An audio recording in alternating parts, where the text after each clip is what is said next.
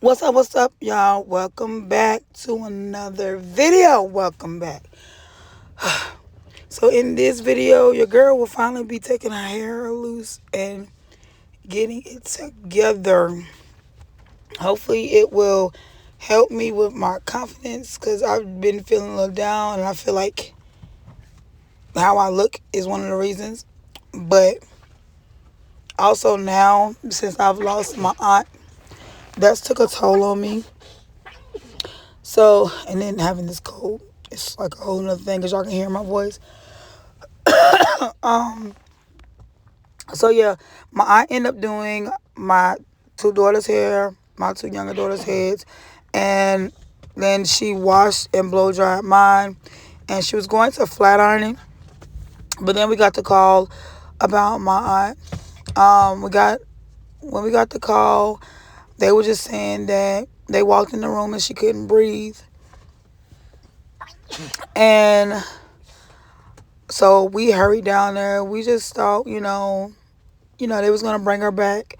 But by the time I got there, they had said that they tried to resuscitate her at least 15 times. My sister's boyfriend went in and tried to do CPR when they realized that she wasn't breathing.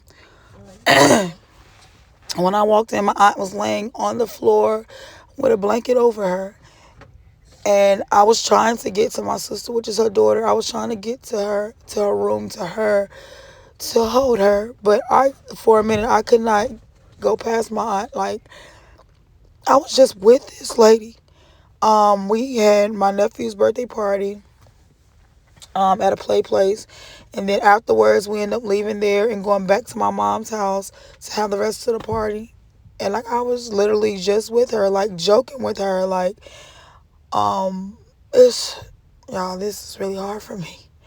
But anyway, so when my sister explains the story to me, she's telling me that they were in the room.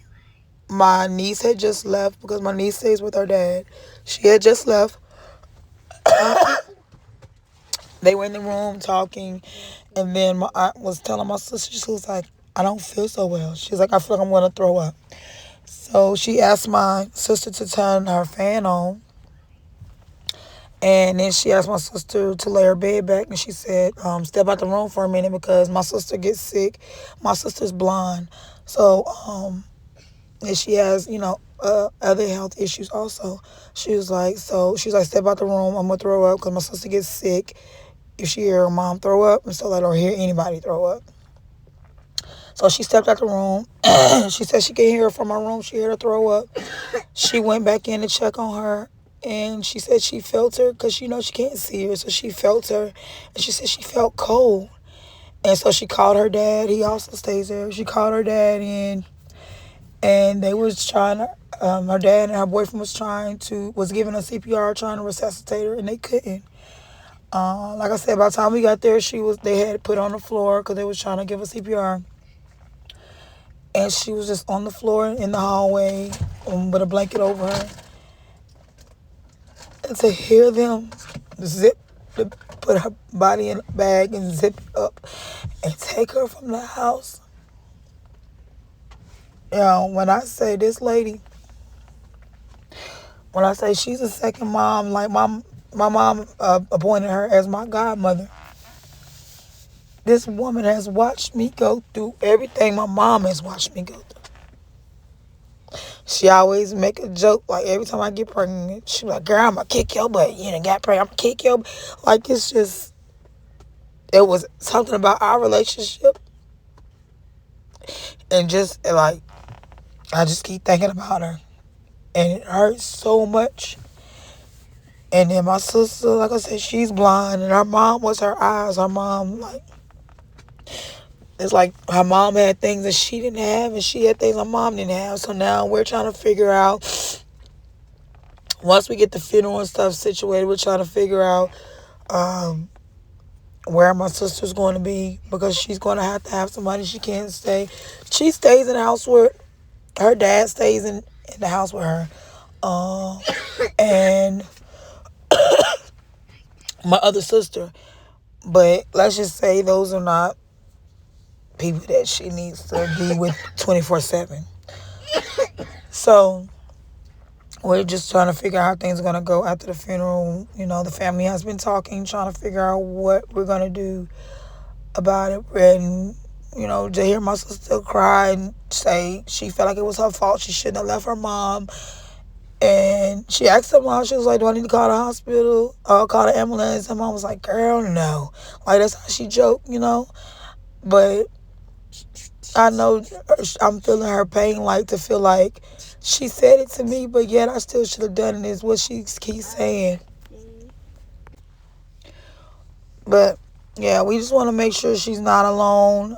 We don't want, she keeps making like comments of wanting to go with her mom and stuff like that. So we just want to make sure she's okay, make sure she's good. And she keeps saying, oh, I'm going to be alone. I don't have nobody. That was my best friend. And, you know, and we just as a family want to make sure we're there for her to get her through these hard times. Because that was her best friend. Like, I'm her other best friend, but her mom was like two peas in a pod. Like, you couldn't separate them for nothing.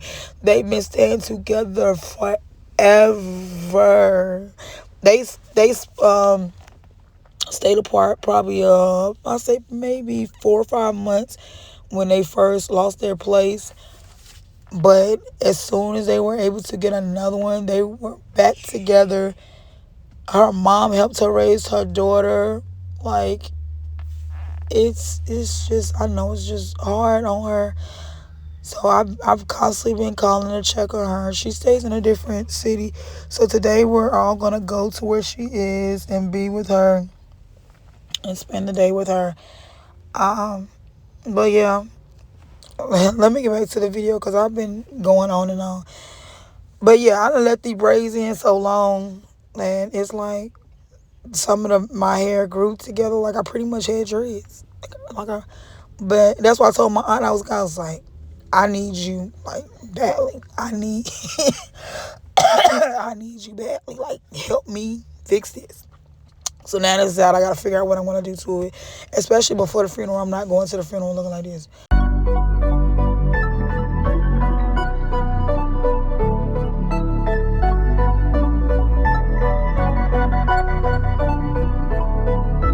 Life is what you make it. I feel like a man's I can't see a way out. I've been stacking face down off canvases I painted. I just spent the rain day on drip I can't afford, but that's the price I pay for the memories I'm making. I've been going places, I've been shaking hands for a chance to really make it. This life is so abrasive, so I almost gave it. All this that I'm laying, it's only the foundation. I've been going crazy, just trying to find a way. I was in the basement, trying to turn the page. I was going through the phase. Nobody see my face. I was chasing at the paper, been all it for the waiters. But everything again, ain't nothing left to lose. I've been breaking rules, I've been making moves, with everything to prove. Now it's going how I see it through my lens, but it's stuck in my head. I can't seem to get away from it. I went out of my way. I'm trying to feel the eye again. I've lost somewhere in my head. I've been out here all on my own, holding tight to the patch. I'm somewhere near the edge of wishing we never met. I'm scared of being without you, afraid no one ever know me. I'm out near the edge, and I can't get inside of my head yet. Looking like who I'm becoming, it's all I ever wanted. Never like me when you're sober, only like you when I'm lonely. Got me looking in the mirror,